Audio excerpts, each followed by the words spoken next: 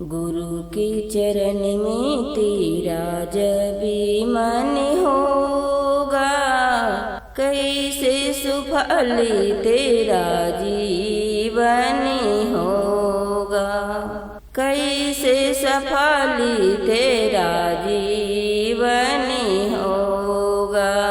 बचपन बीता खेल कूद में, जवानी में भूला, बचपन बीता खेल कूद में, जवानी में भूला, माया के गुलाम बनना राम के तू भूला, माया के गुलाम बनना राम के तू भूला।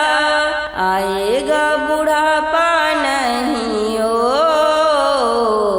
आएगा बुढ़ापा नहीं, सुमिरन होगा, कैसे सफल तेरा जीवन होगा, कैसे सफल